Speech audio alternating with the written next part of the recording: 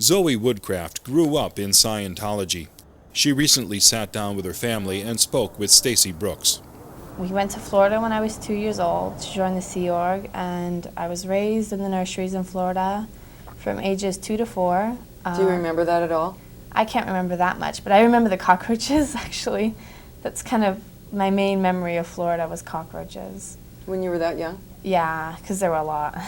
And then I went to LA when my whole family moved. We all went to LA. And how old were you then? I was 4 now. And I lived in something called the CEO, which was I think it was the Cadets or Children's Estates Org. And I just lived in dorms, basically. I mean, my mother and my father would come pick me up late at night and drop me off in the morning. It wasn't... Didn't CEO stand for Cedars Estates Org? Yeah, I'm not sure. I mean, we just called it CEO. Cadet Estates Org. It's like the young children. And we slept on, like, cots. Like, I think we had those same cots that you had. Yeah. And sometimes they just didn't have enough blankets, no matter how small they would cut them up into or buy them, or how cheaply, they just didn't have enough. So we would lie there in cots in crowded rooms, and some of us would sleep there all night, and some of us would be picked up by our parents.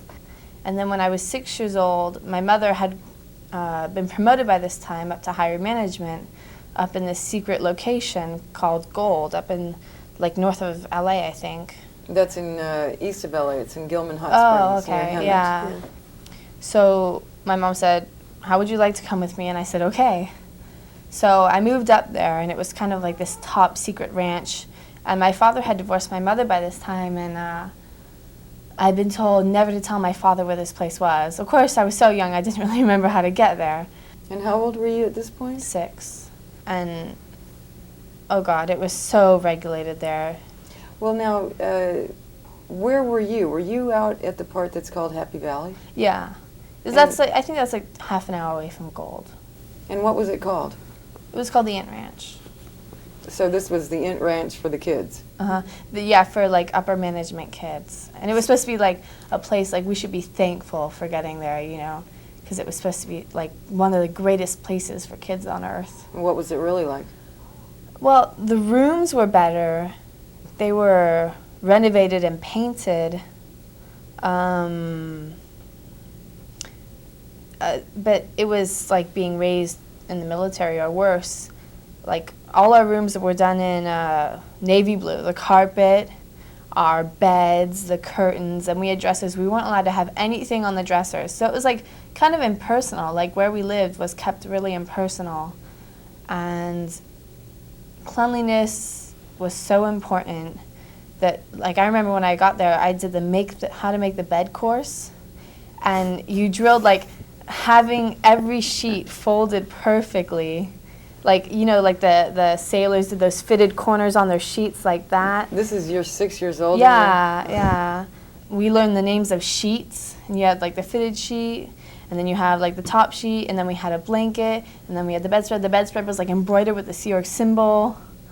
And yeah, at the end of the how to make the bed course, you had to drill like making a perfect bed in under 5 minutes, and we had bed inspections.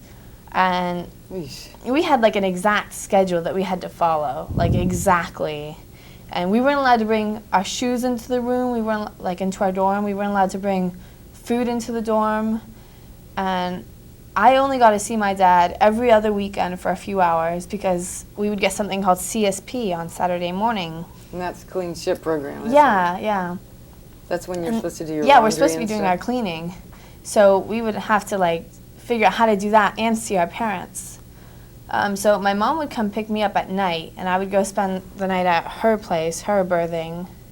And we would, like, spend the morning together until, like, 11:30, and then she would have to drop me off in her car. And then, but on the other weekend when I went to see my dad, I would start driving with mom's friend, one of my mom's friends named Paul. We would start driving down to LA at, like, 4 o'clock in the morning. He would come wake me up. We'd go down 4 o'clock in the morning. I would get to my dad's place by, like, maybe 8 or something. Mm-hmm. And then I would have to sleep normally a few more hours.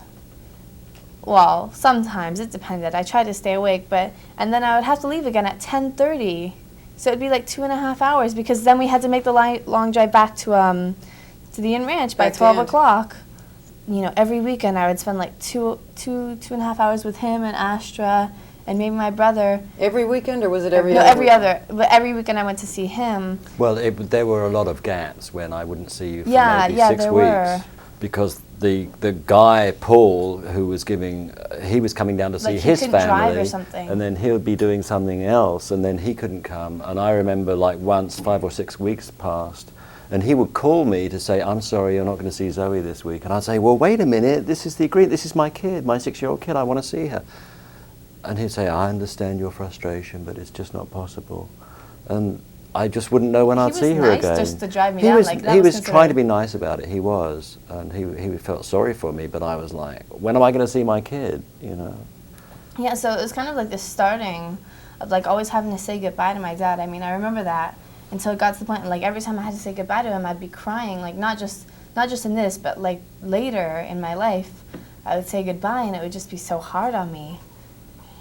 How much did you get to see your mom when you were at the Int Ranch? Every other weekend. Like But wasn't she there? No. She was at Gold. Yeah. And she But never I came mean, to see me. The Gold is only 20 minutes away from Happy Valley. Yeah, but she was on a strict schedule too, and no parents ever came to see the kids during the week. That was like, what? That would Not be part of the weird. schedule. Yeah, not part of the schedule, not part of the rules. So who was taking care of you then? So we just had nannies. Actually, I was like the middle age group, and I was taken care of by like a 16, 17-year-old guy named Sterling Tompkins. Foster Tompkins, boy.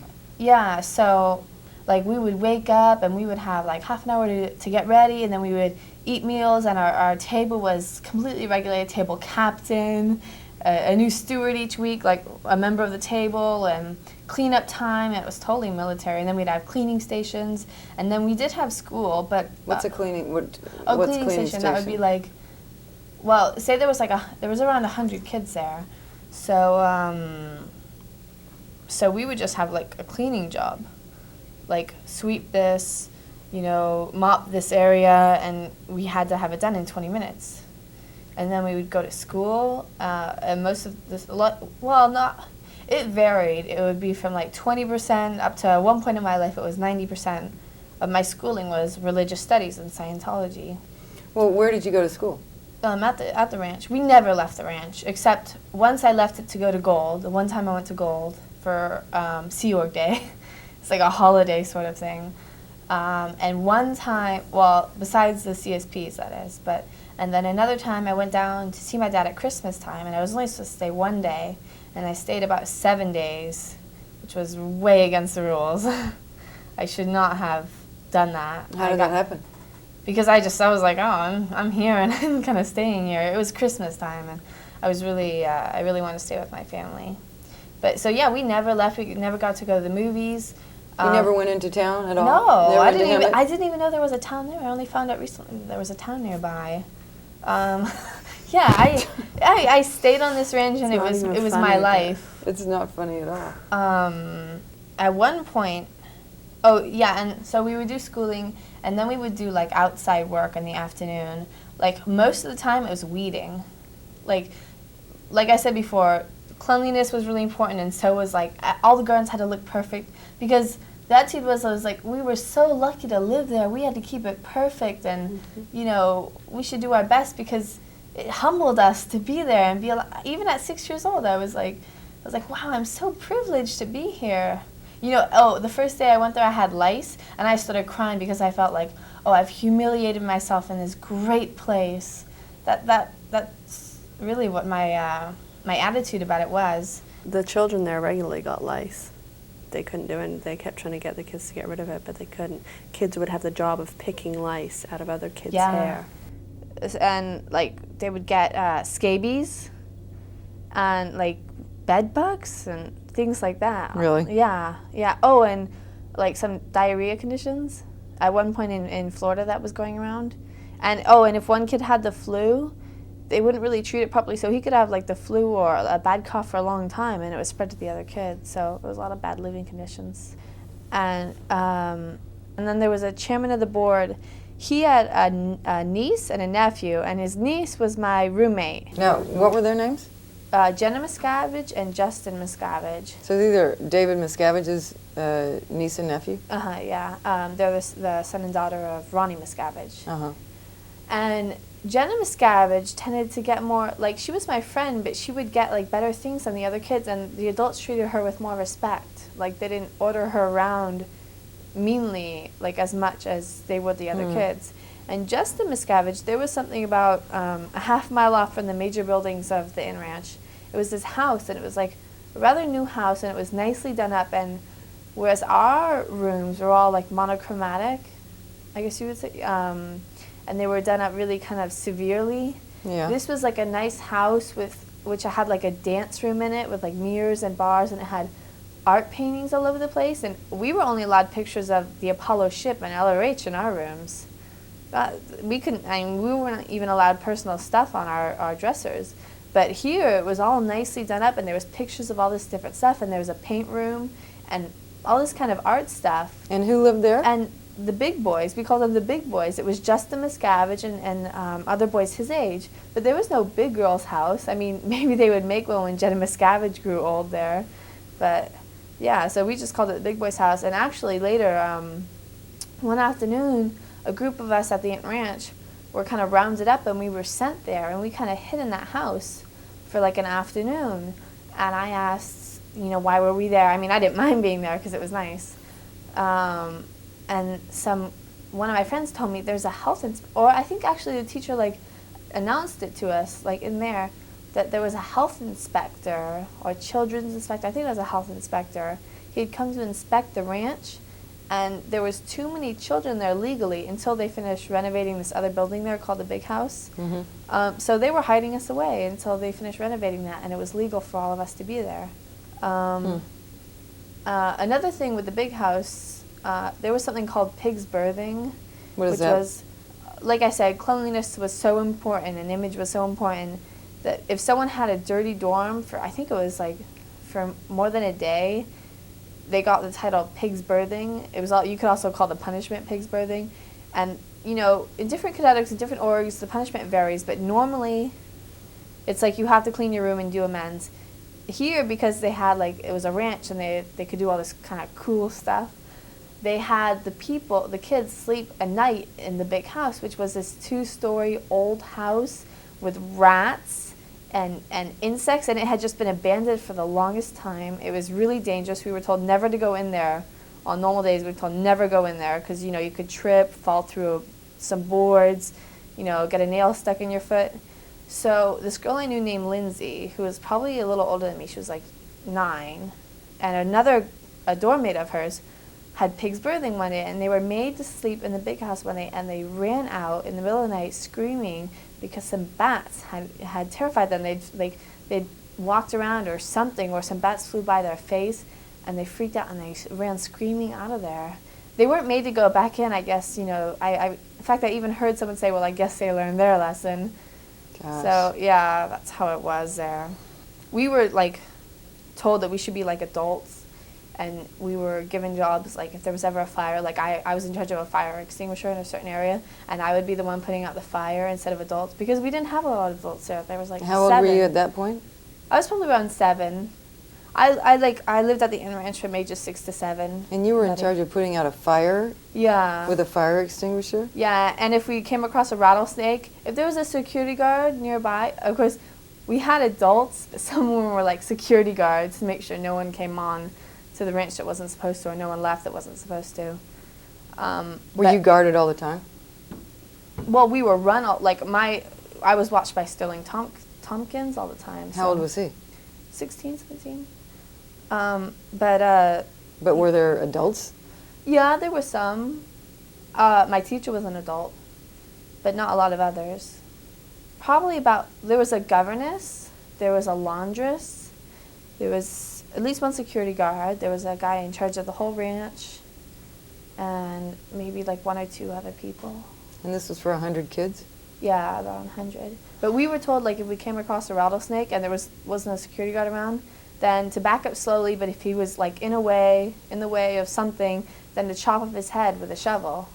So we were supposed to kill rattlesnakes that we came across. In fact, we were told there was Gold was giving out a reward of like $10 or $15. No, it was at one point it got to $20 for anyone turning in a rattlesnake tail. So we would try to. At one point, like I would kind of look for them, like, oh, I want $10, I want $15, and some kids did. I probably would have not been brave enough to actually kill one. Yeah, exactly. But some other kids did. So how long were you at the Int Ranch? Until I was almost 8, and then my mother had been on mission in New York at this time, and she said, "Do you want to come over here?" And I said, okay. Come to New York. Yeah, so I went to New York. I lived there for 11 months. It was supposed to be like a visit, but I lived there for 11 months. I didn't go to school at all. My mom asked me at one point, she said, why don't you go to the public school? But I had been taught that public school was a bad thing. That like psychiatrists were constantly dragging off kids to drug them. Like honestly, this is what I believe. Scientologists, psychiatrists were like dragging kids off without the parents' permission to drug them and do weird things to them and cause them pain, and that you didn't really learn anything, and once you walked in there, people made fun of you. So she asked me once to go to public school, which some of the other kids in New York did, and I said no, no, and she said okay, and I don't know why she let me make the decision. So what'd you do instead? So I kind of hung around all day. At the York? Hung around in the offices, yeah. This was like in the middle of Manhattan. It wasn't a very nice area. And you were 8 years old. Yeah. So I didn't really do anything. There was a guy called Eugene that was supposed to watch us like after 3 for when some of the kids got out of school. And he took us once to like Central Park and I think he once took us to the Empire State Building, and we did have a little room, and he would help the kids that went to public school with their homework. But that's kind of what New York was like. It was like, me and my mom had a nice room because she came from like top management to New York, which was a smaller org. So we were given like this nice room, and we slept in bunk beds. Like she was on the bottom and I was on the top. And that was a nice room. Yeah, that was a nice room. Like, oh my God. But the rest of the place, like other people had bad rooms, like no carpeting and smelly, and it was like an old New York apartment that, the bottom area where the public went was nice, and my mom's room was nice, and that's all I remember, that, renovated areas. My mom also got no time off during this. She would take me at the end of dinner sometimes out, like to go buy a slice of pizza just down the block, or go buy a comic book, because I was a comic book collector then. But that was it. She didn't get any other time off. So, what did you do all day? Do you remember? I kind of like would hang around. Once Eugene or twice Eugene took us to this park down the street, and but otherwise, what did you do? I was bored. My mom at one point tried to have me do Scientology courses, something called the SCTC, Success Through Communication, and that was boring. I didn't like it. Another course I had done before at the Int Ranch was called the BSM. Basic Study Manual? Yeah, Basic Study Manual, and I had been only 6 when I did that, maybe 7. And that's kind of hard to understand when you're 6 or 7. Yeah, it's basically a shorter version of the student hat, isn't it? Yeah, yeah. It's sort of a simplified version of a course to teach someone how to study in the Scientology way. It strikes me, though, that it's not designed for study by like a 6 or 7 year old. I would think it's designed for adults. Adults take the Basic Study Manual, not they 6 do. or 7 year olds. Yeah. So I read through it, and I had like 2 other girls I was supposed to study it with, and when I went to go take the test, I only got 30% on it. And I was really ashamed, but I didn't quite understand even what 30% of the test meant. So when I brought it down to my teacher, and she called out in front of the whole class, I had walked to my seat down like at the back of the classroom, and she said, well, Zoe, you better get started on your cram. My teacher's name was Yolanda Avila. And she said, you better get started on your cram. And I said, okay. And then she's like, on second thought, you don't seem to understand any of this. You better just do the whole thing over. And all my classmates turned to me and gasped, and I was really humiliated. So my mom, at this point, I could see her health was declining. How? She got very little sleep, and she would always have these deep bags under her eyes here, and she started to wrinkle before her time from all the smoking and coffee she drank, and she wasn't eating properly, and she choked on her food easily, and she got tired really easily, like the times we would go out, like to walk down to the pizza place, or on one CSP, one Saturday morning, we went out shopping and she got really irritated at me. She said she was all tired because I couldn't pick out which pair of pants I wanted. She got irritated and she said, sorry, I'm just tired. Mm-hmm. So already I could see the strain that Sierra was having on her. But later, as I grew up, it kind of became one of my major concerns. I always thought, like, my mother's going to die, my mother's going to die, because she looked so bad. She was really skinny. She's like a 5'8" and 118 pounds. That's very skinny. Yeah, so I started really worrying about my mother, like, in New York, and I would continue to. When I got back from New York, there was no more room for me at the Int Ranch. My space had been taken. There's always a waiting list for the Int Ranch, about 65 kids, almost as much people as there are at the Int Ranch. So where do the kids go that can't get in? Well, they're just waiting down in L.A. Doing what? They're just waiting in the Cadet orgs there, with the children there. So the parents are up at Gold, and the kids are down in L.A. I know of several cases of that. So where'd you go then? So then I was, like, in the worst living conditions I think I've ever lived in, even worse than all this. I lived in something called the AB, the Anthony Building, which is on Fountain Avenue, Fountain Street in LA. Yeah. And that's just like 4 stories of crap. That's just, it's, okay, they tore out the kitchen to make room for adults that were living in dorms with the children there, like nannies, and there's like exposed pipes and no hot water and moldy tiles and stained, mildewed carpet and what else? Oh, we had these metal bunk beds that we always banging our heads on, and they always had chipping paint. And it was like you take this really old apartment building that's all chipped and ruined, you tear out the kitchen, and you put in a couple metal bunk beds. I don't know where they got them from. You take a few old, weirdly painted dressers that are like half moldy in one part, or drawers are missing. You shove them in there, and then you put some kids in. And we didn't even have all the bedclothes we were supposed to have. Like, some of us would have 2 sheets and maybe a pillow, and some of us would have a sheet and a blanket. And, like, I lived without a pillow for a long time. And for a long time I also didn't have a blanket. Now, let me just make sure I understand this. Your mother was at Gold, Mm-hmm. and your dad was out of the Sea Org. So you couldn't live with your dad, Yeah. and you couldn't be up at Gold with your mom. Yeah. So now you're in this building in L.A., and who's taking care of you? Nannies. Who were these people? Well, teachers, like the same. My teacher at first was called Nancy, and then I had another teacher called Kathleen. Were these adults? Yeah, they were adults. They were our nannies and our teachers, and they also like would live in the same rooms with us. Oh, also the dorms were really crowded, and we also had like 3-decker bunk beds and stuff like that to put in as much people as possible. How many people would be in a room? It would be like a small area, like a small little room, and have like 4 or 5 girls living in there.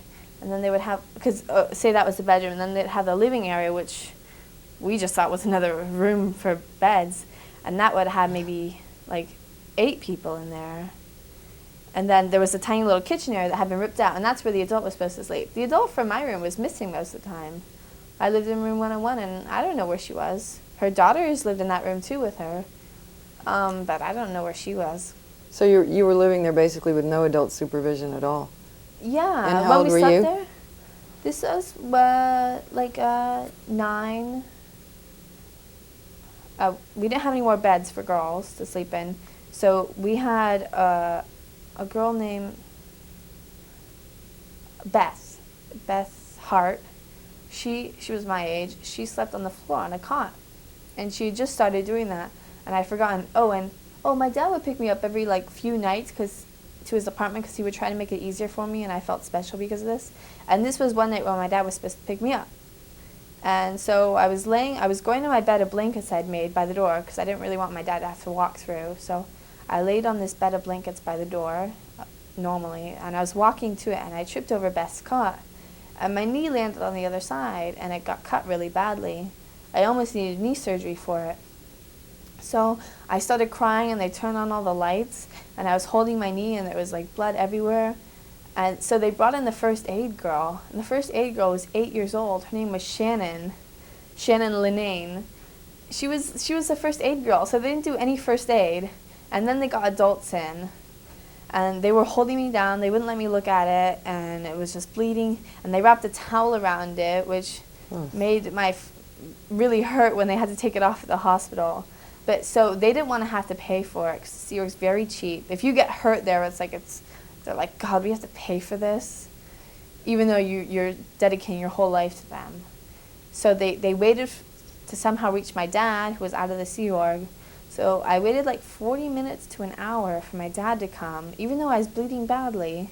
So they wouldn't have to pay. So my dad came, carried me down to the children's hospital, and I got it stitched up. And after that, I had to do what's called a PTS handling because, like PTS, I had an evil source directed towards me, like I explained earlier. So you were a potential trouble source. Yeah. You were PTS because you had had an accident. Yeah. And the only reason a Scientologist or anyone has an accident is because they're a potential trouble source. PTS, which yeah, means, all accidents, which means you're someone to be looked down upon. Which means you're connected to a suppressive person. Yeah. So now you have to go through a process of trying to find the suppressive person that you're connected to, right? Yeah, so now I'm 9 years old and I'm getting auditing, which was church processes to handle this PTSD of mine. And did you understand what was not happening? really. Oh, and I would get like touch assist where they touch your finger to your body like this and this to try to put you into communication with it, like spiritual communication, I guess it's called. To make it heal? To make it heal, yeah. Mm-hmm. Did that work? No. I actually got infected because I was living at the AB in these bad conditions and on crutches that it wasn't, I couldn't clean up properly. We didn't even have hot water in the bath. You didn't even have any hot water at this place? No. And sometimes the toilets wouldn't work. And as kids, we used to be taking baths together, like, to save water. I think we did that. I don't know why, but we were told to. And we used to hate the cold water so much. We would have someone else help us take a bath. They would take the biggest container we could find, fill it with hot water from the sink, 'cause sometimes the sink would give us hot water, and they would pour it over us in the bath, so we would have hot water. So eventually it became infected, and then so my dad took me to the hospital again for it, and he had me spend the week at his apartment. And then after that, my infection stopped because I had good living conditions at my dad's house. But during this period, I'd been forced to leave the Sea Organization because I didn't have a valid visa to be in the States. So then I was put on like a leave of absence, but I immediately started to run up attorney bills to try and get a visa handling. And then I was like working 2 jobs on church projects. They allowed me to work on church projects and they paid me. So I was working like till midnight, you know. And then I had to live in my own apartment, and then, you know, it was a condition that Zoe had to remain in the Cadet org, so I wasn't putting her out too. yeah, because I think he would have taken me out. You know, all of my surplus money went to paying the attorney, paying the church back. So how did you feel when you arrived to find your daughter? I was furious that she was, her leg was bleeding really badly, and yet from the children's hospital was about 10 minutes away from this organization, like a huge hospital in Los Angeles. And so, you know, I was like, what is the meaning of letting her be there bleeding, you know? And they're sort of like, oh, well, we thought it's best to get you here, you know, and we were using contact assists and doing tech. So anyway, I didn't bother to argue, and I took her to the children's hospital, and it was a serious injury, you know, that they were worried about her knee, and she had to have like 2 levels of stitches. She had to have like deep muscle stitches. She was in the Cadet org, and the promise was that they would take care of all medical bills. Yeah. But you know, it cost me, I think, nearly $1,000 in medical bills for that one night.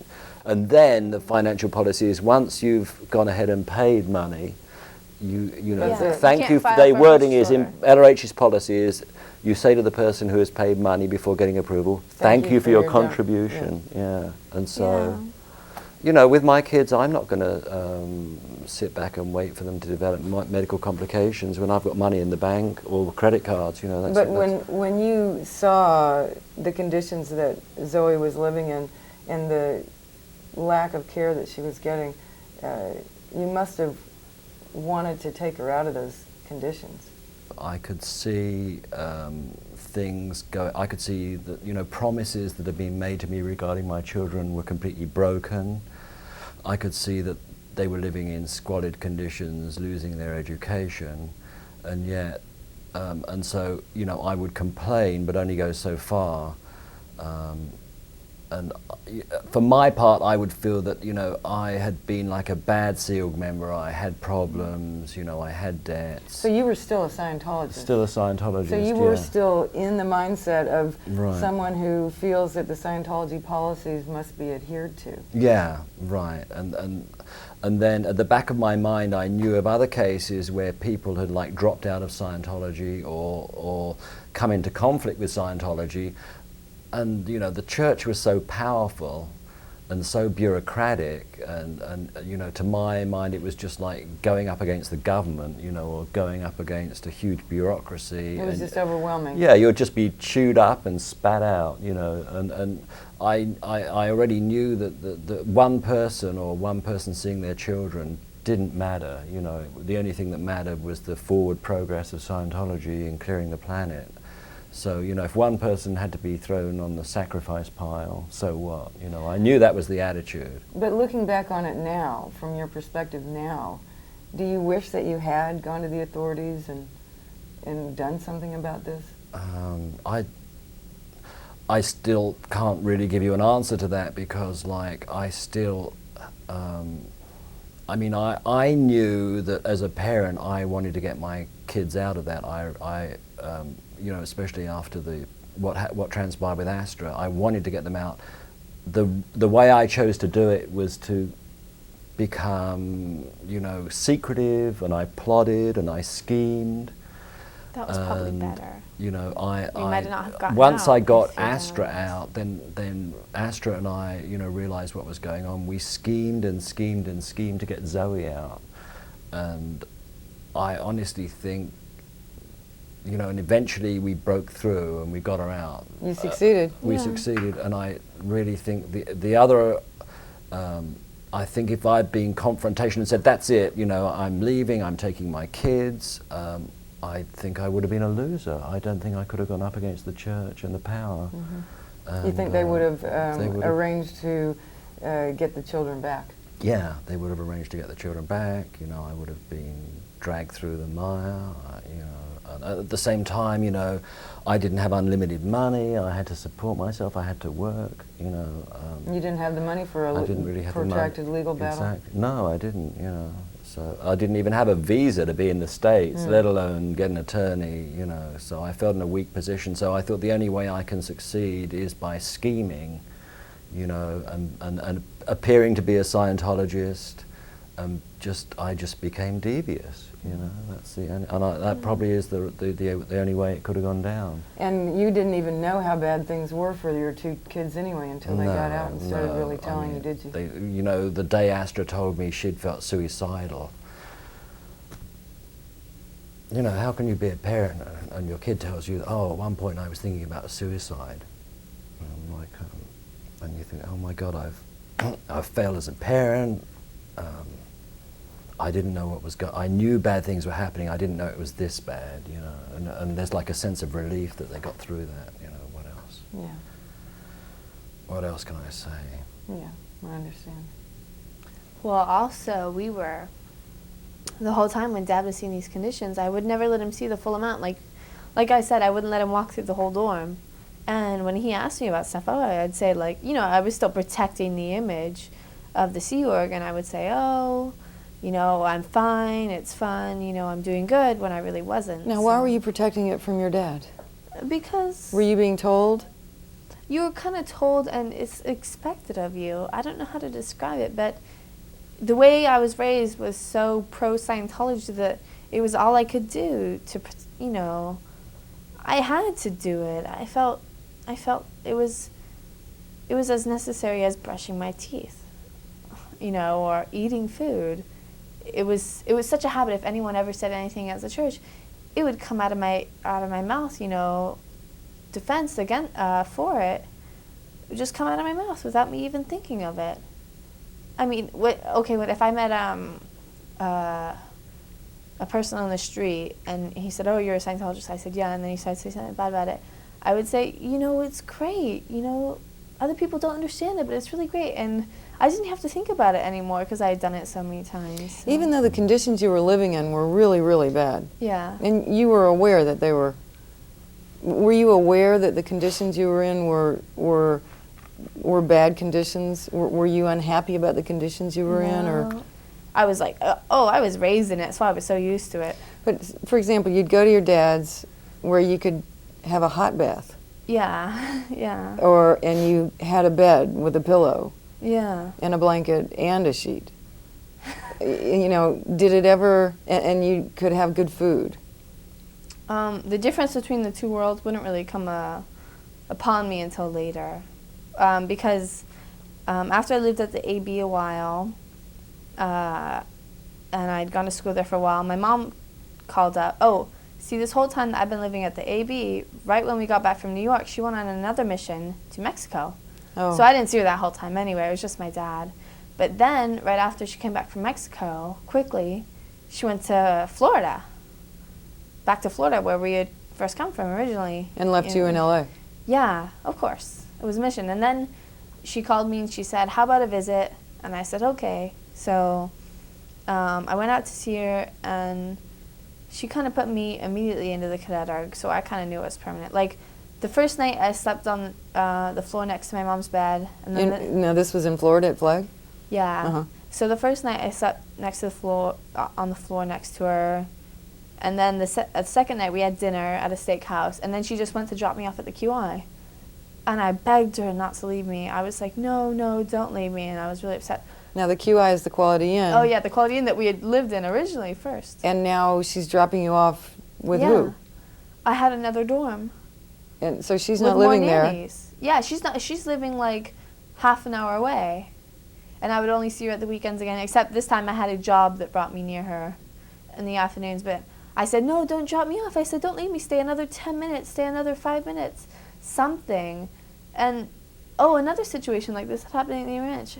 After she had dropped me off from my 7-day Christmas visit with my dad, she left me at the Int Ranch alone. For some reason, the kids on that day were with their parents that night, and there was no one at the whole Int Ranch. There was no one. You were there alone? We didn't even see a security guard. There was no children, and no one. For some reason, that day, there was no one there. And she started putting me in bed. I said, "Mom, you can't leave me here. There's no one here." And she said, "Yeah." And I said, "No, you can't." And it was like 3 or 4 in the morning. My God, you never told me this. I know. I sometimes I forget these What things. was she thinking? I Zoe, don't know. what was she I thinking? don't know, because that's like a ranch, and there's like coyotes and rattlesnakes. But I wouldn't go outside, obviously. I was in She my was going to room. leave you and drive away. So she did. She did leave me. Oh my God. So I was left there, and I couldn't fall asleep the whole night. That's like a criminal offence, child endangerment. I know. I didn't even see a security and guard. You It's were a how huge old then? 7. What happened when somebody came back and found you there So they alone? just eventually, I guess I went to bed for like 40 minutes, and I woke up in the morning, and there were some kids just coming back with their stuff. They said, "You're here. Where have you been for the last 7 days?" Did anybody ever? No. I was just like, "Oh, my mom just dropped me here." So you left out in the middle of the desert? Yeah. At the age of 7, Happy completely Valley alone? is in the middle of nowhere. Yeah. Absolutely in the middle of nowhere. So, but What if yeah, there'd been an earthquake? Like, But so this kind of reminded me of that situation. So yeah, she just said adios and left me there. So I was there in Florida in this new dorm I had, and actually, like I said, there's like such a structure and system there that because my mom had been, like I said, top management, so they moved another kid onto the mattress on the floor. This was like a nicer room, obviously, because I was an Int management kid. So I actually took her place. I didn't know it, but they had made that girl move out from her bed and her dresser and put her on a mattress on the floor in that same room. I mean, she was resentful of me for months, and I never knew why. And finally she told me. I was like, wow, they moved you off your bed? But so this first night I was lying there, and I kind of tell that my mom was just going to have me live in the Cadet there at Flag. I just gotten there for a visit, and now I was just going to live there. And how old were you now? 9, 10. I'm not exactly sure, either 9 or 10. That first night I got so upset. It was one of the worst nights of my life, and I was missing everything in LA and missing my father and my sister. And I just went and I threw up that whole dinner we had at the steakhouse, and everyone was asking me if I was okay, and I said, yeah, I'm just missing everyone a little bit. But inside I was missing everyone a whole bunch, so much that I was sick with it. And why weren't you telling anybody? Because that's kind of like, that's just kind of built into you, that you never tell anyone how bad Scientology is. You always tell them how good everything is, and you always sort of say your life is growing well and everything's great when it's not. But even these are fellow Scientologists. These are fellow SEAL members. You didn't feel you could even talk to them? Well, because if you're not happy, it's your fault. If you're not doing well, it's your fault. If you live in bad living conditions because someone moved you in there, it's your fault for not going and finding and hunting down better living conditions. I mean, I didn't understand that then, but later in reading LOH policy, everything is your fault. So I guess I kind of understood that even then. You moved to Florida in like 1984. 1994. I think I just got you to the point where you were living with me pretty much full time in LA, right? Yeah, I started living apartment. with you a lot more. And then her mother got on the phone and said, oh, I need your cooperation. I haven't seen Zoe for months and months, and I really, really miss her. And can she come and visit with me? I need you to work this out. She's just going to come to Florida for a visit. And I really miss her. I haven't seen her. And, you know, I was wary of it, but I said, okay, you know, I took Zoe. I mean, I had to buy the air tickets and everything, of course. And so I took Zoe to the airport, and I said, you know, see you in a couple of weeks, have a good time, blah, blah, blah. And then Zoe, her mother would call me up and say, you know, Zoe likes it so much here that she's originated, that she wants to be in the Cadets here. Isn't that wonderful? Mom's plan from the start to just So move me there. Leslie would just lie without even thinking, you know. And so she said, Zoe really, really wants to stay here, and she's decided that she wants to join the Cadets, and isn't that wonderful? Blah, Did you blah, ever blah. talk to Zoe? And I think I would. No. I don't think I did on that occasion. No, just Mom. Just Leslie, and you know, and I'd say, well, are you sure? Did you feel kind of defeated? Like, God, I was almost getting her to living in. I don't know. And then she would say, I'd say, well, I don't. And she said, well, let's just have a trial period of a month or two and see how it works out. You know, anything to shut me up, really. You know, and so I agreed, like an idiot. Yeah. I must say, had I known that you had been left at that ranch all night at the age of 7, to me that is just unthinkable. That's the first I've learned of that story now. And if Leslie walked in this room now, I would try and throttle her, you know, for that, to do that to my kid. I just staggered for words. But, oh well, that's Scientology at work. So yeah, well, the reason why Mom left me there was she's like, I have to get back to post. I have to get back to post. That's what she was saying, even to me right then in the room. But so yeah, I lived at the QI, and I would see Mom because I went and worked under her on my mission. That I would go in on the bus every afternoon, and I did the schooling, but then I would work in the afternoons, and I would do filing and letter sorting. And Mom, at this point, I could kind of call her mother. Like it was okay. But later, when I worked for her, she started asking me to call her Sir and Mr. Woodcraft. And I did this for a while, and then I would stop. And then next time she asked me, I said, no way, I'm not going to call you Mr. Woodcraft. She said, fine, call me Leslie. And I was so shocked, like my own mother, because every now and then something would kind of shock me. Like, oh my God, you have to do this? Even though I was so used to the bad conditions, a new thing would come and I'd be like, what? The whole thing there is that families aren't important. L. Ron Hubbard teaches that families aren't important because we're just spirits that somehow manage to enter these bodies, and we're growing up as a family. And the only reason we're close at all is because we grow up next to each other. So if we don't grow near each other, like most of the time, half my family was on the other side of the United States from me. You know, it wouldn't matter if we didn't see them that often in the eyes of the church authorities. First, the agreement was that I would visit him twice a year. I think for like at least a month each, and I only did that once, like where or maybe 2 times. I had like a year where I visited you twice, and Mom didn't agree with that at all. The 2 times she would be like, "You're going again," and it got to be just a yearly thing, and sometimes not even that, because they knew that something kind of happened to me when I went and lived with my dad. They called it going PTS. Like, I kind of had this trouble. So I guess they thought you were some person directing evil purposes or evil thoughts towards me, like, oh my God, against the Sea Org, against Scientology, which was so bad. But in fact, you never did say anything negative to her. No, not for a long time. I was afraid to. Yeah, I was again. It was a fine balancing act, you know. And on 1 or 2 occasions, she said to me, "Dad, they really want me to join the Sea Org and sign up properly and you know sign the contract." And I said, "Well, Zoe," and she said, "I don't know what I think." I said, "Zoe, you know, you should do what you want to do. It's your life, you know, make your decision. If you're really happy and you want to join the Sea Org and that's really, really what you want to do, then do it. But if on the other hand you're coming under a lot of pressure and you don't really want to, you know, don't do it, because, you know, if you join the Sea Org under that, under those conditions, you know, it's never going to work out, because that's kind of what I did, you know. You must only join the Sea Org if you really, really want to, and it's really your decision." And I said, you know, and besides, you don't have to join it now, you know, you're only like 13 or 12 or whatever. You know, if you want, you can finish school and go to college, and then if after that, and see the world a little bit, get some life experience. Then if you want to join the Sea Org, it's fine. And I had never heard of going to college. And then that's really the limit of what Wow. I said, but that I thought was actually a good thing. I thought, you know, well, the Sea Org won't want her to like be kind of wobbly and drop out. That was considered shocking. And then, oh my God, they just crucified me. Well, so did you tell them? So I went back. At the Cadet Org, there was like a system of how you got promoted, and there was like children, there was Cadet, and when you were Cadet, there was all these privileges. There was pay. You could leave on your days off.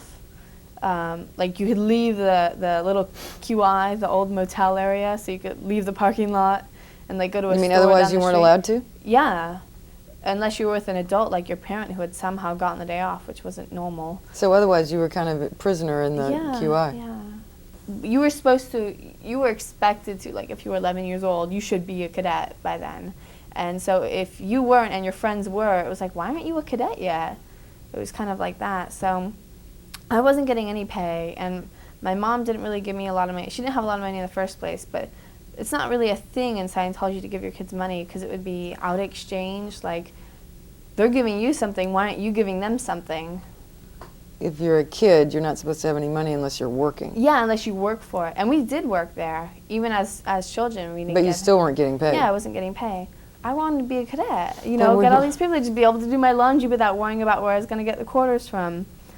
So I remember, and then I told Dad this, and he's like, dude, you know, you should really decide on it. And I realized, I said, I'm not certain that I want to be in the Sea Org. And I said, wow, no one has ever mentioned college to me. I mean, school is considered like such a low thing, like it's so unnecessary. We only do it because the law says that we have to do it. So when I went back, it had quite an impact on you then, the conversation. Yeah, it did, because it was so shocking. It was so different from what I normally hear. But in a good way. I know you thought it was like normal, Nothing. but yeah. But it had a good impact. It was good. So when I went back, they said, the cadet coordinator, who's the adult in charge of all the kids there, he said, so Zoe, you're going to become cadet. I said, you know what, actually, I might want to go to college and go live with my dad. And that was, it kind of like, I just watched like the gasoline light on fire, like, you know, the building explode and crumble down. It was comparable to that, because his face went kind of white, and he said, what? And this was a nice guy. I mean, this is the nicest cadet coordinator I'd ever had. His name was Rusty Hilton. He was the nicest, most humane cadet coordinator to the Was this an adult? To the children, yeah. that I had ever seen, because all the other ones would be rather mean. And he would try to get us privileges, and he went, "What?" And he was like, "Oh my God." And afterwards, he kind of like, he cooled down about it. He was like, "Well, you better get that handled." But so I immediately started on what's called a doubt condition. You know, the condition. So did he assign you that condition? Yeah, yeah. Okay, so now Like let's as an explain automatic doubt. thing. Yeah. Doubt is one of the lower conditions in Scientology, and if you have any question whatsoever about your being committed to Scientology in any way, or being committed to being in the Sea Org, or any aspect of it, you have to apply a doubt formula in which you compare the good things about Scientology and the Sea Org to the good things about what you're thinking of doing instead, right? And there's a series of steps that you have to do. And if you apply a doubt formula and you come up with any good things about the other side, It's weird. then you're assigned an even lower condition. So it's very difficult for someone to do a doubt formula and end up decide good. that they don't want to be in the Sea Org. Yeah. And certainly to decide they don't want to be a Scientologist. It's not allowed, it's not permitted, you can't. I'll give you an example of my doubt formula. Okay, so one is to review the statistics of the Cadet org or the Sea Org, and one of the world outside the Sea Org, okay? So I'm shown these magazines about the Sea Org, and they show like everything perfect, and look how much people they're saving spiritually, and look at all the good they're doing. Okay, then Mr. Holton, or Rusty, brings out all these newspaper clippings of like I don't know, car accidents and plane crashes, and the crime rates have gone up, and like the Freedom magazine, which is a Scientology magazine, about the horrible things psychiatry does, like horrible things like millions of children on Ritalin killing themselves every day. That was like just the impression I got. So how could I make a decision to go to this outside world when I was shown like bad, good? It was kind of automatic. Brainwashing. And even then, I still kind of thought I would try to go out. And you're 11? Yeah. So even then, I was still like, I'm gonna go out. And then Even after he showed you these things? I was still thinking of Why do you think, even though this was being shown to you, why do you think you still... Because it was like a whiff of freedom, like, oh my God. It was just, it's such a liberating thought that you could lead your own life. Because I had never been told, like what Dad said, like, it's your own life. Like, that was just a term like maybe a recruiter would use on a young kid whose parents didn't want him to go in the Sea Org. They'd say, it's your own life, you should go in the Sea Org. I mean, I had never heard that, like, it's your own life, don't go in the Sea Org if you don't want to. So then came for my CSP time with Mom on Saturday morning, and I knew after that I couldn't, because she said, I heard Dad has said some stuff to you, and now you don't want to be in the Sea Org. And I said, well, I'm just thinking about, going to school and college. And she was like, college? You want to go to college? College is horrible. She's like, I didn't go to college. I thought of it, but then when I realized what it was, I didn't want to go. So she said, your father is getting in so much trouble for this. And I later found out she called up my sister, and she had my sister get really angry at my dad because she couldn't like inspire so much guilt in us and a sense of duty to do this that I guess she just did, and she got really angry at Dad. And then Dad just kind of backed off after that because he realized, I guess, that he had said something so shocking and horrible in terms of the Sea Org. So what happened to you? To me, it was like it was like a father-daughter conversation, like, what do you want to do with your life? It's your life, I shouldn't start have to think talked about your future. it. It's a good thing you did. Yeah. I mean, but I I didn't shouldn't have even talked realize about, I was like, planting some the seeds people. of doubt, I was just having a father-daughter conversation. So I didn't see her. She was supposed to come back out that Christmas, and then she never came. And she never came. I don't Mom think I didn't let saw me her for like a come. year and a half, and I was like freaking out, like, am I going to see her again, Are they going to release her again? And then I received a conversation from the assistant cadet coordinator, I think his name was Jim Sadeko, and he said, I need to speak to you about the problem we're having with Zoe's little trips to Los Angeles. So I said, what do you mean her little trips to Los Angeles? He said, well, every time she comes out to Los Angeles, she comes back unstable, and it's unstabilizing her, and I don't think that's a good thing. So I said, Zoe's little trips to Los Angeles are so that she can keep in touch with me, her father, her sister, her brother, there for her to keep in touch with her family. And he said, well, you know, I don't think, you know, I'm worried about her future as a SEAL member, you know, and I don't want to unstabilize. And I don't think she should be coming to LA anymore. And he said, well, but it would be okay. It might be acceptable for you to come and visit her in Florida. So bring the whole So I said, family I'm not out. prepared, nor do I have the money to fly out to Florida, you know. But you know, I said, but I'm not saying anything to her to unstabilize her. He said, well, you had a conversation with her about college. So I said, I asked Zoe what she's going to do with her life. And I said, you know, she said, well, I'm not sure if I want to go in the Sea Org or not. So I explained to him, I said, look, all I said to her was, you know, Zoe, if you want to go in the Sea Org, that's fine with me, but, you know, make it your decision. Don't go in the Sea Org because of a lot of pressure. It has to be your choice, your decision. It's your life. No one can tell you what to do with your life. And I said, I think that's a good thing, that, you know, it's encouraging the child to have her own self-will. And he said, oh, yes, you're right, because he couldn't really argue with that. Yeah. So anyway, that was the conversation, but it was an attempt to like intimidate me, you know. Well, and the result was that you didn't see her for a year Yeah. and I a didn't half. see her for a year and a half, and I was freaking out. When am I going to see her? And at this point, I would try and, I would try and make contact with her by the phone. I would call the Cadet org. It would be on a machine. I would leave a message. No one would call me back. I would leave message after message, you know, I need to talk to my daughter, it's an emergency, she needs to call me straight away. Did you ever know that he was calling?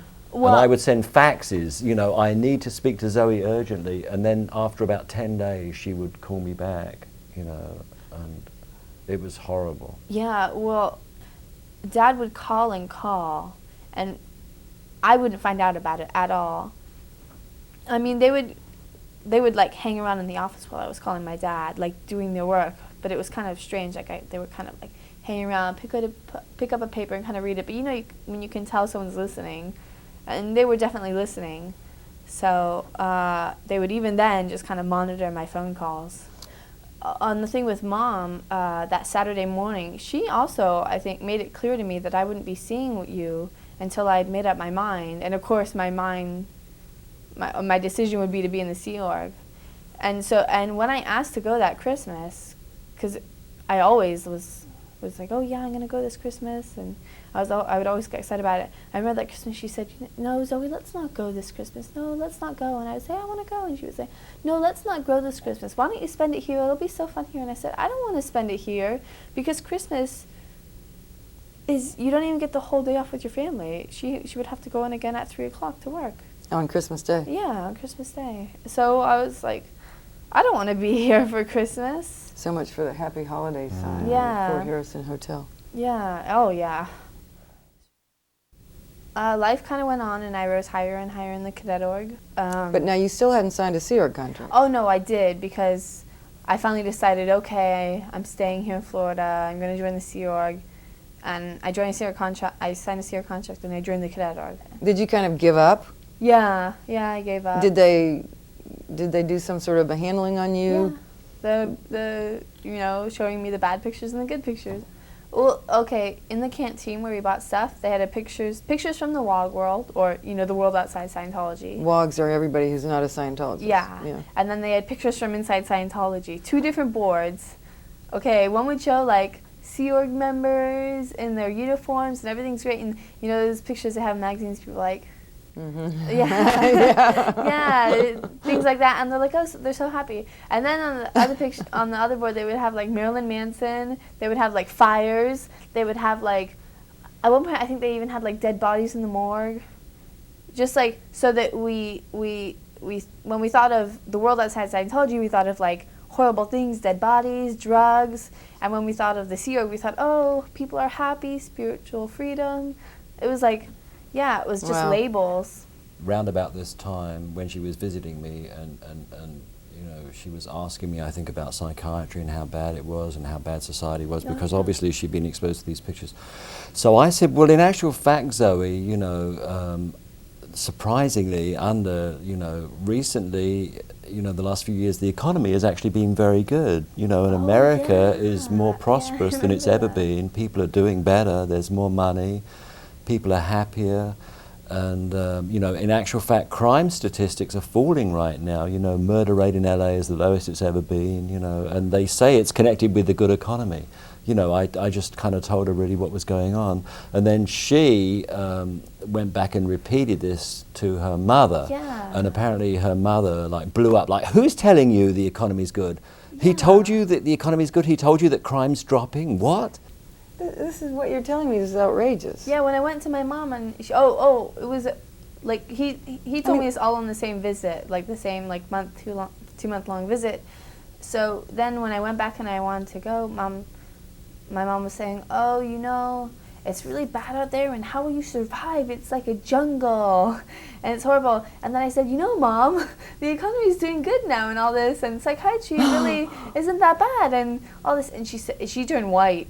She was like, and then she did blow up, like Dad said, because I remember I kind of got scared. I was like, whoa. But I mean, it's so outrageous to hear you saying this, that. Oh, yeah. I mean, this indoctrination is so heavy-handed. There's nothing subtle about it. I mean, it's just outright indoctrination. Well, like that policy, the Earth is going to be no longer inhabitable by the year 2000. Then nothing mattered except making sure that we could survive on this planet, What you're saying is true, but, Yeah. I remember reading those policies, and we never had these bulletin boards like you're describing, or anything like that. This is children that they're indoctrinating. Yeah. This with such a heavy hand. I was an adult when I got in, so I was always a little bit skeptical about this, the world's about to end stuff, and I mean, I had already been in the real world for 23 years before I got into Scientology, so I never really lost my connection with it to the degree that you're describing. As a child growing up in this, I never had that connection. I just had no idea the degree of indoctrination that children are being subjected to. I had no idea. It's horrifying. Yeah.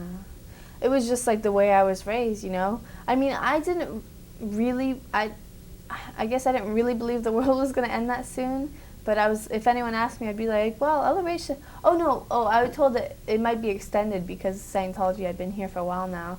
And yet, these few things that your dad told you kept you from being completely indoctrinated into this. Well, I was pretty much completely indoctrinated. I would say, yeah. So now you moved up into high posts in the Cadet org. Yeah, and then they said, we're going to make this Cadet TTC, so a Cadet Technical Training Corps, which means we would train, we'd be training or studying Scientology. To become auditors. Not to become auditors in this case. It was to become supervisors and word clearers, so the adults no longer had to supervise the kids. The children could supervise themselves in their school. And I studied among adults I did this for a year. This was at Flag? Mm-hmm. I studied 11 hours a day for 6 days a week, except for Saturday because I had that morning time, but the rest of that. And then the other day, Sunday, when I didn't study Scientology, I did 10 hours of school to keep in my school time. I went on something called the Student Hat.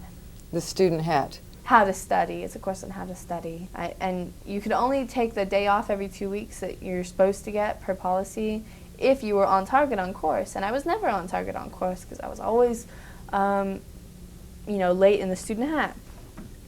So finally, my days just got unbearable. It was so horrible. Because you weren't getting any time off at all.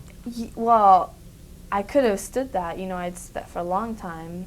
But it was doing something that was just so boring. Because I would read one page. In a day, I'd get through half a page because I'd read that page and I would say, you know what? You're supposed to feel great about everything you study. You're supposed to be all happy about it.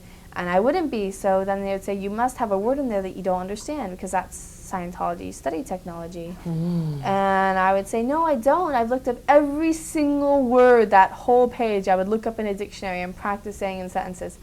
Like, looking up the word and all 30 definitions, or like that. I was And really the, and a, and of. yeah, and I had a label on me. I was called significant. Yeah. That's a very bad thing to be called in Scientology. Yeah, it is. It's what they call all the students that are really trying to understand what he's saying. Yeah, I was really trying to understand, because I was like, I've suddenly decided I'm going to be in the Sea Org now, and I'm a cadet. Then I should, Really get understand meaning it. from this. So then people started mentioning the EPF for me, which was a training corps to go into the Sea Org. So I said no at first, because I remembered everything Dad had said, and I was still kind of wary. And after a while, when it just got so bad, and I was crying every day on the student hat. Anything to get off course. Huh? Anything to get off course. And I thought, I considered all that really hard work you're known for doing on the EPF, I considered that, that, when I thought of that, it seemed like so much fun. Compared to what you were doing. Compared to what I was doing. So I went on the EPF, and little did I know, they would just have me work clear the student hat, clear up any words I didn't know on the student hat, over and over and over again in my study time. So I was just doing this illegal work, because I worked all day, from early in the morning till 11 at night, except for 5 hours of study I did. And the 5 hours of study was just going over the student hat. And you were 12? No, I think I was, because I was a year on the Cadet TTC, so I was around 13, 14. I don't remember exactly. So when you say you were doing illegal work, what do you mean? I mean, not illegal work, but illegal work hours. But I was staying up late at night and sleeping during the day to do carpeting jobs. I was handling machinery that I shouldn't have been handling. Isn't that against regulations? No. Actual... I don't know of it being. It's normal.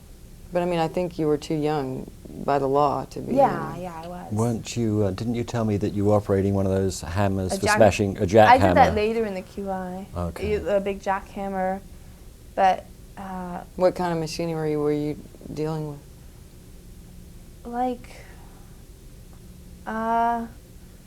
We would transport stuff, or we would have to use this thing that would carry gravel up to the top of the FH roof, of the sandcastle rooftop, like a conveyor belt sort of weird thing that would go up kind of slanted so it could get height. We would be using... You were operating that? Yeah, not I didn't, but I ran people that did. And we would be using carpet knives and sharp knives that we should have been using. I think it was more in the cadet org that I used, the circular saws. I did use a drill gun and some saws on the EPF, but not as much as in the cadet org, later in the cadet org, because I was on the Renos team later in the cadet org. I went through a lot of hard stuff. I had to run large groups of people, about 30 or 40 people in work, and like I mentioned, carpeting. We did this week-long job where we did carpeting at night and slept and studied during the day. But we didn't have enough sleep anyway because we had to fit studying in too during the daytime. And this old Russian man, probably about 55 or 60, his name was Sacha. Carpet knives go like this, and then they bend up like that. And we only had one guy that we'd hired from a carpet company to help us lay it, and the rest we were just supposed to do the work of it, the EPF was. And I was assigned in charge of everyone. And he had a carpet knife, and he put it in his pocket so that little part kind of stuck out, though. And he went like this, and he picked up the carpet, and he cut his wrists like this. Not the inside of it, but the outside, like from that. And I only knew a few words of Russian, so I came rushing over to handle this because I was the IC. And I was like, oh gosh, are you in pain? But he didn't understand a word I said. So I wrapped my hands tightly around, I should have probably wrapped it around here because that's where the blood was coming from. But I wrapped it around his wrist because that's all I could think to do, stop the blood. It was really bleeding badly. So we walked from the second floor of the CB where we were carpeting. What's the CB? Oh, the Clearwater Bank building. The Clearwater, okay. That's where all the staff eat here in Clearwater. Okay. And so we walked down to the truck, and by that time there was blood all. We were leaving a trail of blood because he was bleeding badly. We got in the back of the truck, And in fact, it was the carpet guy that we had hired that was driving us. He was the one really worried about it. The non-Scientologist, in other words. Yeah, he was non-Scientologist, a wog. So we drove to the hospital, and I'm holding it, and I'm so scared. I don't know what we're doing. Where'd you go, Morton Plant? The one right down the street? I think so. I don't know. And so I went in there, and I was holding it, and they couldn't even tell which one of us was bleeding because there was blood all over me. I had it on my face. I had it all down my uniform. It was on my shoes, and like our hands were just like a bloody mess. Like we were just holding each. It looked like we were holding each other. And so we brought him into the room, and we laid him down, and we couldn't get any information from him, or like, you know, was he allergic to anything, because he only spoke Russian. And then it was about 4 or 5 in the morning, so then the emergency staff turned to me. This was 4 in the morning that this happened? Yeah, because we were working all night. And then they turned to me and they said, how old are you? And I think by that time I was 14. I said 14, and they were like, what were you doing with them? They're like, why were you there? They were totally questioning me, and I said, you know what, I just happened to be there. I was just kind of, I'm friends with one of them, so I was just sort of standing by and helping out. In fact, I was running the whole team, but I was like, oh, and they didn't really believe me though. So, and then finally someone said, you know what, he's Church of Scientology, and then they were like, oh. There was like a murmur sort of thing through the room. They were like, oh.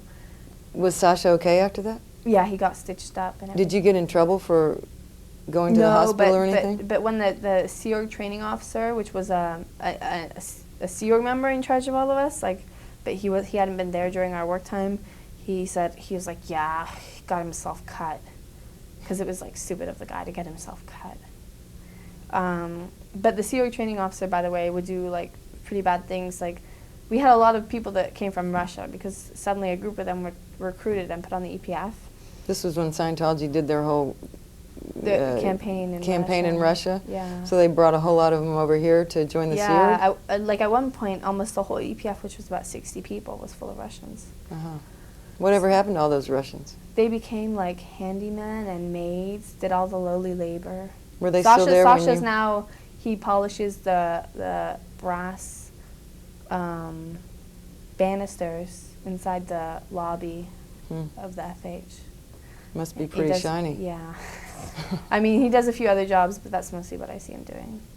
So, well, Mr. Inglehart would do things like... Now, who's Mr. Inglehart again? Oh, he's the Sea Org training officer. He was the Sea Org member who was in charge of all us EPFers, David Inglehart. Well, the Russians all came over, and they weren't used to Florida weather. It was the middle of summer, so some of them like didn't really understand deodorant that much either because they come from cold cities. So this guy named Vladimir, I guess his feet stank. I never smelled them, but Mr. Engelhart came to muster one day. He told him a few times he should get it handled, put some powder in his shoes. And he was in a bad mood, so he came over to the line that Vladimir was in. He's like, whose feet are that? And then he pushed the whole line of people, so they kind of like went back. They didn't fall, but they like kind of were shoved back. And then he got Vladimir, picked up his foot, really like, Vladimir was babbling in Russian. He had no idea what he'd done exactly. He was like, oh. And Mr. Engelhart, like, picked up his foot. So Vladimir fell on his back, like just something, whew. And then Mr. Engelhart picked up his shoe, like jerked it off his foot, and threw it right next to Vladimir. So Vladimir like ducked because he thought it was going to hit his head. And Mr. Engelhart's like, go soak your feet in bleach, anything, just get rid of that smell. Your fucking dorm stinks. And just yelling at him. And Mr. Engelhart was known to have a bad temper. Another thing, we had a storm. We had this storm, and down by the sandcastle, which is another building of the Sea Orgs, they get scared of flooding sometimes in bad storms, so we had to go down and put sandbags out there. And Mr. Engelhart was giving this whole lecture on how dangerous it was and how we had to be careful. And this little like 13-year-old guy, he kind of snickered a little. He was like, because it wasn't that big of a deal. And Mr. Engelhart took him, and we were like standing on this concrete like walkway that was like, there was a drop like about 6 feet down for trucks to back up and unload stuff, or I don't remember exactly. And Mr. Engelhart took this like little 13-year-old boy and hung him over the edge. Like the guy's feet were still on the edge, but they were kind of slipping off, like because he was slanted. He hung him over the edge by his shirt, and the guy was like, he was all scared, and Mr. Inglehart's like, this is not a joke. Do you think I'm joking? This is not funny. And he's like, don't laugh again. And he put little boy back, and the guy tried to, like, he tried to, like, laugh it off. He was like, oh. But he was all shaken up. Mr. Inglehart actually got really mad at me at one point for, I'd borrowed a public Scientologist book, and I'd forgotten to return it, and now that person had moved off, and they sent me a letter asking for it back, and I didn't know where it was, so I was like, oh no, this person sent me a letter, I don't know where it is. And he got really angry at me when I couldn't find it. And he had me in his office that day, and he yelled at me for a long time about how I was a horrible person and how I wasn't ethical and I wasn't responsible and I didn't deserve to be a Sea Org member. And I started crying and crying, and he put me in lower conditions again, which were like doubt and, you know, where you have to make amends and do all these projects and, you know, grovel at their feet. And Always. yeah. And oh, well, there was one thing Mr. Inglehart did that was kind of nice. I don't think he did out of niceness, though. There was this lady, she'd gone to a weekend seminar on Scientology, and she joined the Sea Org right away. And just through talking with her, I found out about, she had really bad skin cancer, and no one knew that she'd only been in Scientology for a weekend. She had she would go out and she would start forming tumors, like, she'd had, like, almost 50 or something like removals of tumors. And you could see it in her skin. She showed me all these scars, and I hadn't really recognized it at first because she was very pale. She didn't get tans at all. And so I found out about this, and she told me, and I said, whoa, and I told Mr. Inglehart. And Mr. Inglehart just kind of told her, he said, you know what? He said, if you were just, like, to leave quietly, I wouldn't say anything. And so she left, yeah. And this was a good thing because it saved her from the Sea Org. But I think he was just doing that because, like my dad mentioned about my cut knee, the org doesn't like to pay for medical bills. It costs way too much to deal with it. Yeah. Oh, on the EPF, at one point I slept in like a broom closet sort of thing, like our cleaning closet. Why? Because I'd come back from a visit with my dad, and they didn't have room for me. The rooms would be really crowded. And, oh, the rooms were so crowded. We would have, like, between 12 and 18 people in one apartment with a bathroom for all of us, and we'd have to take, like, 1-minute showers, like, really quickly. And This was EPF? mm-hmm. We did also in the Cadet at one point, too. But it was, you know, we had a bit more time there. Was this all girls in the... Yeah, it was all girls. So we would have to take showers really quickly, and the dorm captains were taught that they had to be very strict and would write knowledge reports, like little reports on out ethics, things we had done in the room, like stayed up late, ate food in the dorm, stuff like that. My friend Cece Fraser stayed in longer than a minute, and the dorm captain was yelling at her to get out. And Cece had left the door unlocked like she was supposed to. Who's the dorm captain? Anne something. She was Russian, so I don't know. So Anne rushed into the bathroom and, like, tore open the shower curtain and ordered Cece to get out. And Cece's same age as me, like 14 or something, and Anne's 25, 26. And Cece's sitting there naked, and she's like, get out, get out. And she was all, and Anne was like, no, you get out now, you get out now. And so anyway, stuff like that would happen. Oh, God. So when you got it, when you were taken off the EPF, where were you sent? I went back to the Cadet like I knew I would, and I was assigned the post of exec esto, which was, Okay, let's stop for a second here. Okay. That means executive establishment officer? Yeah, and I would do And what programs. were your duties? Like, I would write up programs with the Cadet coordinator of ways to improve the Cadet org, and then I'd have to implement those programs. Mm-hmm. And then I become the HAS because they think that post, HCO area secretary, I'm in charge of the division of the org that includes, like, ethics and staff and recruiting. And the mail and taking recruiting. care of the personnel. Yeah, stuff like that. Mm-hmm. So I'm going along on this, and my dad, in the meantime, was scheming to get me out, him and my sister, and he says, let's go to Hawaii. And I said, oh my God, a vacation to Hawaii? So we went to Hawaii. How did you get approval to go?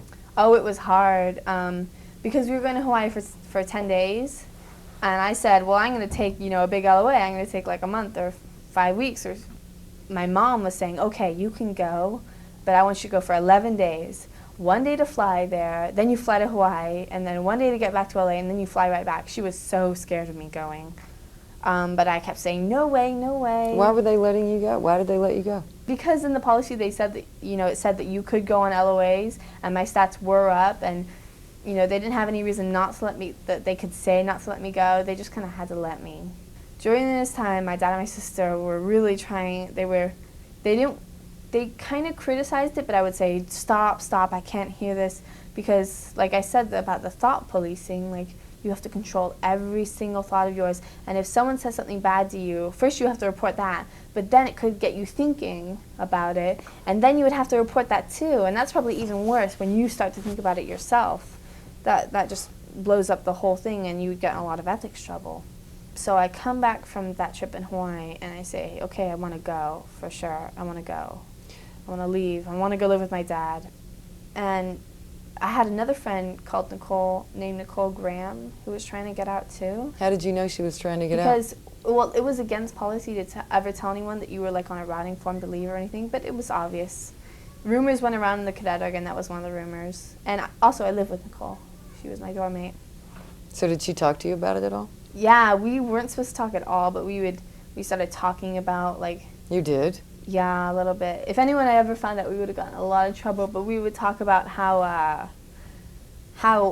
we liked having bodies and being people around on Earth, and we didn't want to leave and go to other planets like was taught in Scientology.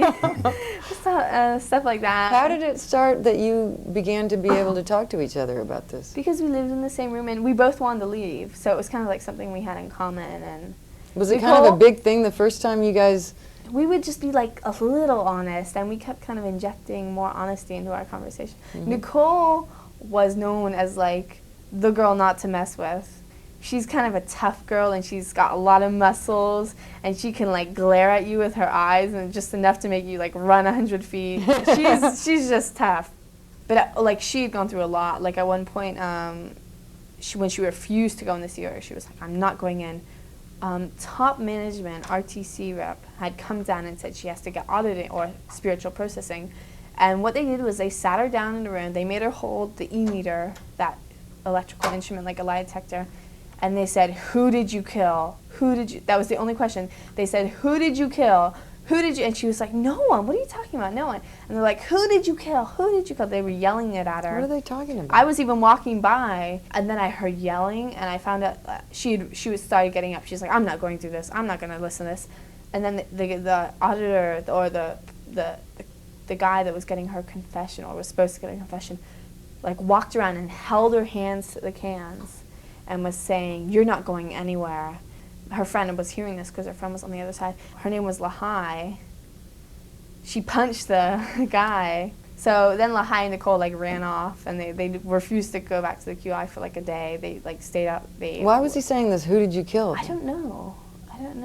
Well, they assume that like anyone who criticizes Scientology has high crimes, but also I guess it translated to anyone who knew of the greatness of the Sea Org and didn't want to go in must have crimes. I'm thinking a possible explanation for that. In a confessional, if the person's reluctant to confess to crimes, they'll say to them, well, did you murder someone? Did you do this? Like, they go for like a really bad crime to make it easier to for them to confess like something lesser. It's like a technique. Yeah, I never thought of that. So I think they were like, possible. You're right. It's called the murder. Murder routine. Yeah. Then it's that called would the make murder sense. routine. I think that's what it was. Yeah. So Nicole was also known as kind of someone not to mess with, because there had been like these big sort of campaigns that would go on the Cadet by the cadet coordinator, the person that ran all the cadets, like to censor. Like, I don't know how to describe this, but they would go through our rooms, look at all our magazines, bring it down to the office, look at all our CDs, and because any scented shampoo, conditioner, any hygiene products, or anything you had scented was not okay, they would bring all your hygiene products down in the office. This is because it's a rule in the Sea Org that you can't have any kind of smells. Yeah, you have to use Psychiatrists laundry. make those or something. You have to use detergent without a smell. You have to use lotion without a smell. Everything has to be without a smell. Yeah. They would bring them to the office, and we would get angry because they would then take our CDs and throw them away. Even like things you would think were okay, they'd be like, no, they're not in the right emotional level, like the right tone level. They're in anger over something. Magazines were taken away because they dealt with sex and boyfriends and girlfriends, and in the Cadet we weren't allowed to date. You know Archie comics? Yeah. Okay, at one point for the longest time, even before these whole campaigns started, we could only read Archie comics Saturdays, and later it was, and video game Saturdays, and later both of those were totally against the rules. Because Archie comics, you know, Archie is always trying to get with Veronica or Betty. They consider that it dealt too much with boys and girls and dating and sex.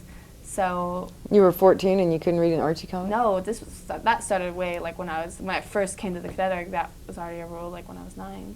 So they would just start throwing our stuff away, and we would get angry because first we got no pay, then we got $16 pay, and then it got reduced to $8.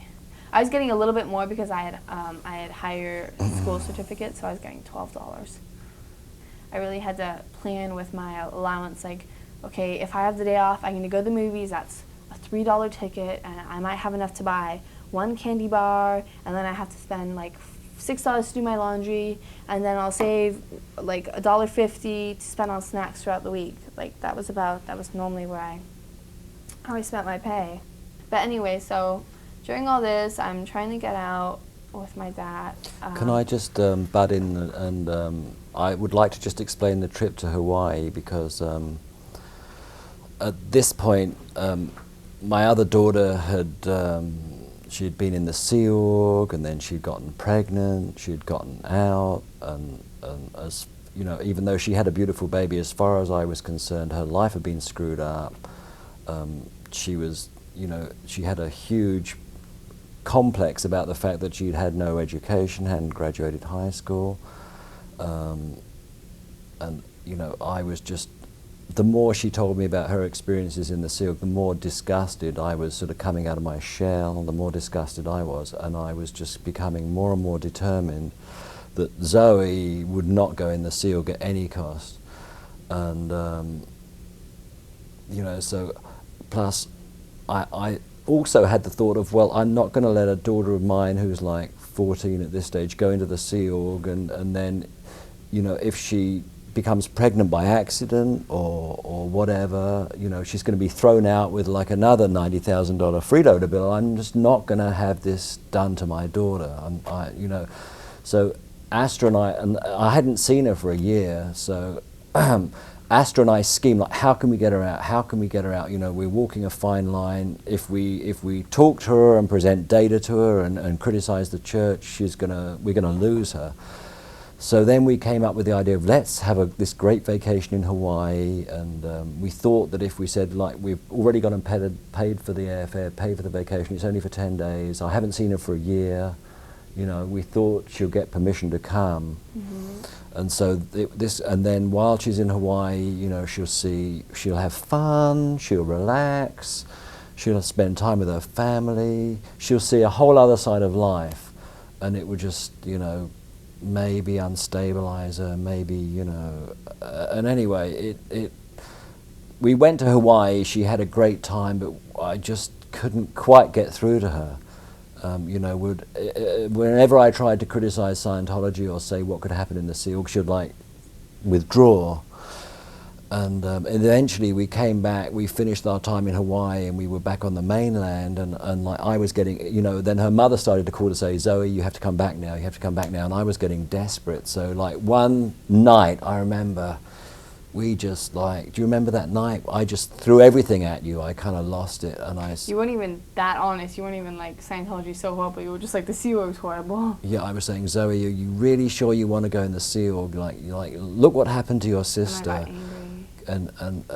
And I was like losing you. You were like clamming up on me. You know, you didn't want me to be. And then I just pushed harder, and I pushed harder, and I said, you know, do you want to be pregnant? Do you want to end up with a huge bill? You know, do you want to work an 80-hour week? Do you want to have no education? I pushed harder, and then eventually I just I just broke through, and she said, I want to leave, I don't want to be in the SEAL. And it was like, it's true. It was like a miracle.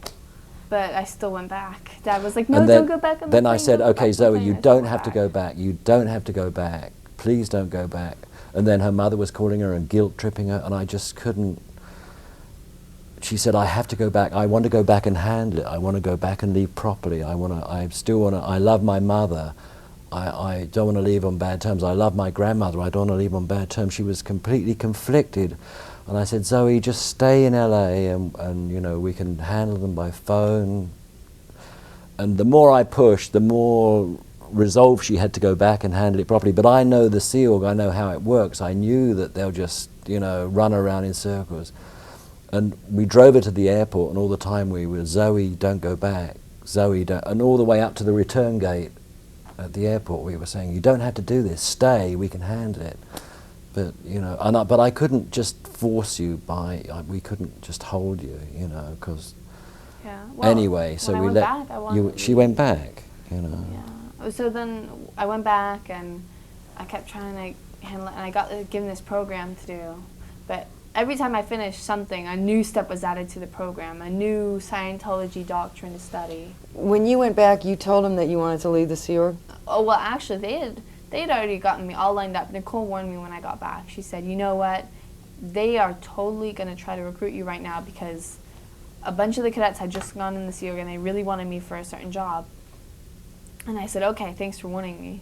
So like 3 days after I got back, Jim, Sadeko, and my mother got together at the QI. My mother had just come for a visit somehow. It was really weird because, I never saw my mother at the QI. And they said, well, let's take a walk. And I knew what was happening. I was like, okay, let's take a walk. And we went outside, and they said, what do you want to do? And I said, I want to leave.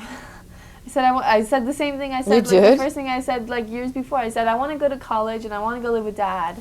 And I got the same reaction, sort of, but kind of muffled, because I was older now, and I had kind of grown up to be a bit more strong-willed than the other cadets in terms of what people could force me to do.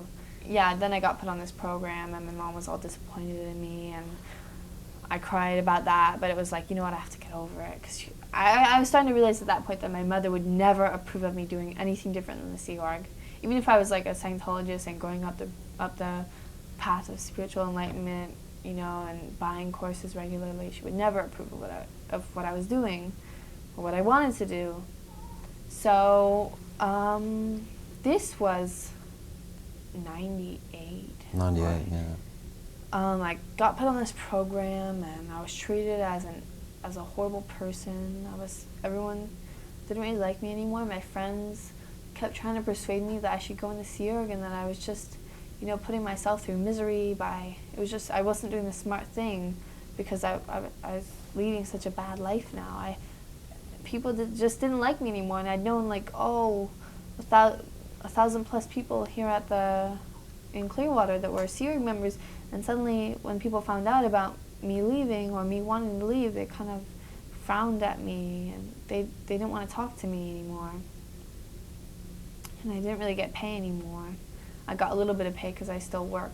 In fact, I worked more than usual because I want to leave. So I kept doing these studies. My mom kept adding stuff on, and I was still significant at this time.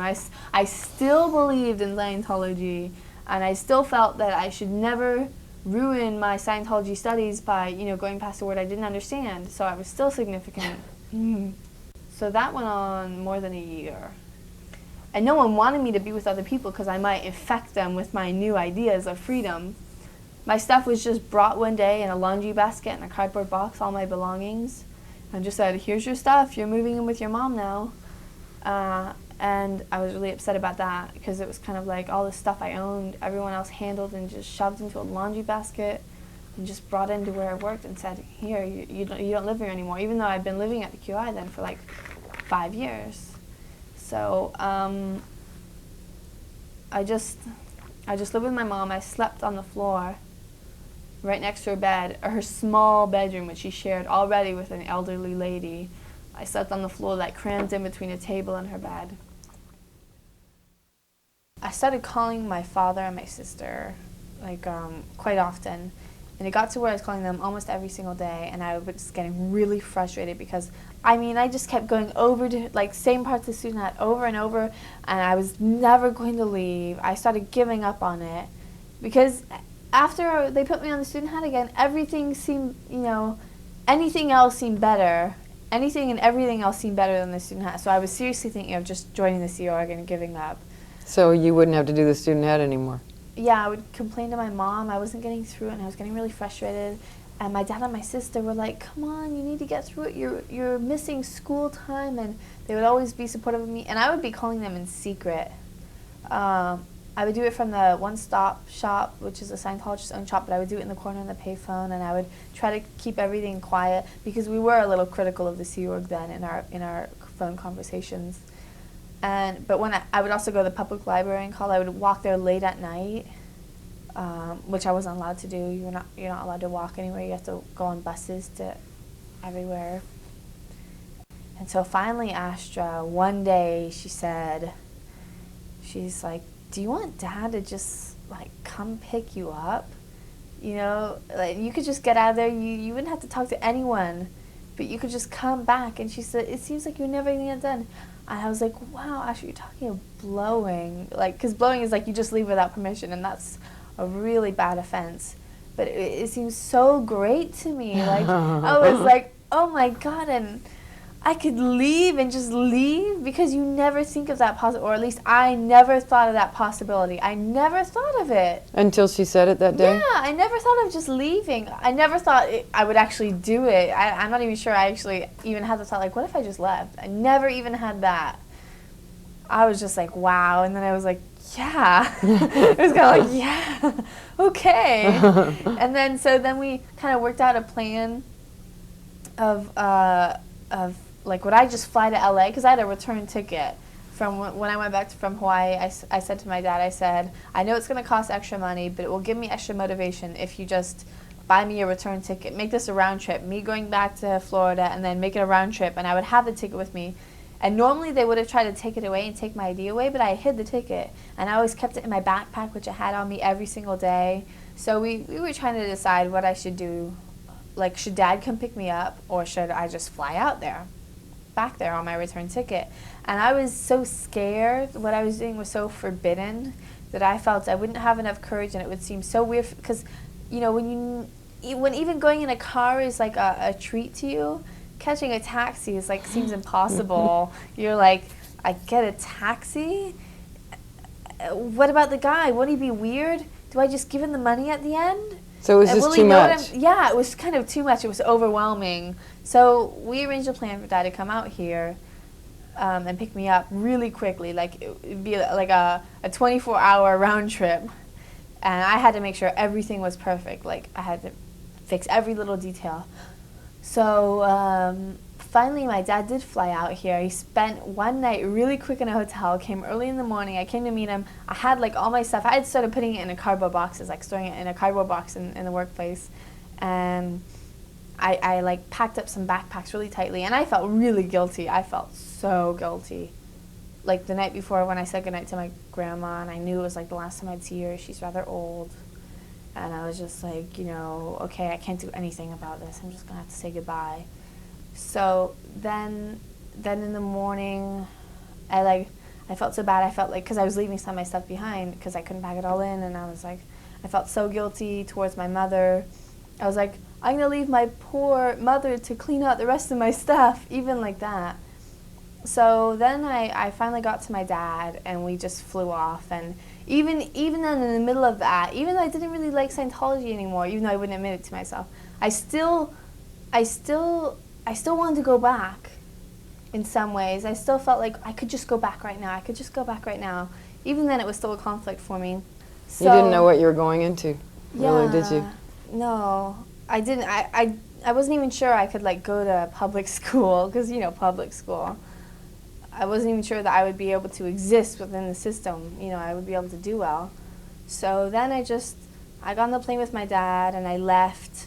By the time we drove home, about 40-minute drive, my mom had already left a bunch of messages on the phone, and And then she called up and she was just talking to my sister and my dad, and I didn't want to talk to her because, like, when my sister blew, or like left suddenly to England without permission, my mom had called her up, and my mom then had been all like crying and everything, and pleading with her, and I didn't want her to do that with me because I just felt so guilty. I'd been living with her for the last 6 years, and suddenly I would just be leaving her. But when I got on the phone with her, she was really just like angry and snappy with me. Really? Yeah, she was. I thought she would be a little understanding, but she was just like angry, and she was kind of mean about it. And eventually I finally agreed, after about 3 weeks of them threatening to declare me a suppressive person, things like this. I finally went in for an interview just to make sure that I hadn't stolen anything, like important documents. I was so nervous because I knew I'd have to be lying. Because by this time I hated Scientology. I did not like it. I knew the truth about it. I read up about it on the internet, and I read that book. Dad had passed it on to me. I liked it so much. I read it, the whole thing, in one day. What was the book? The Madmen or Messiah by Bent Cordon. So. Now, where had you gotten on the internet? At the library? No, this was at home. Oh, in you LA. had gotten to LA and gone on the internet. This was a few weeks afterwards because they took a while to convince me to go in for an interview. And this time, I didn't like Scientology at all.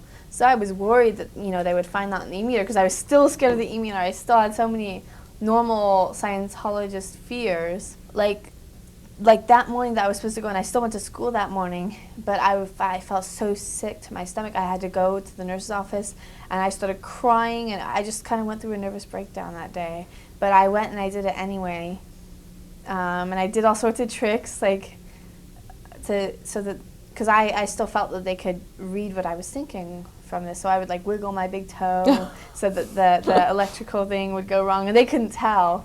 And I would think up something else when they asked for this thing, so that I felt I was fooling them. And I did, because they asked me a bunch of important questions that I could have spewed my guts over, but I didn't. I just lied. And they asked me more than just did I steal anything. They asked me about sexual things, had I done anything sexually that made me want to leave. They asked me what were my crimes, things like that. How did you feel when you discovered that the e-meter wasn't such an all-powerful thing after all?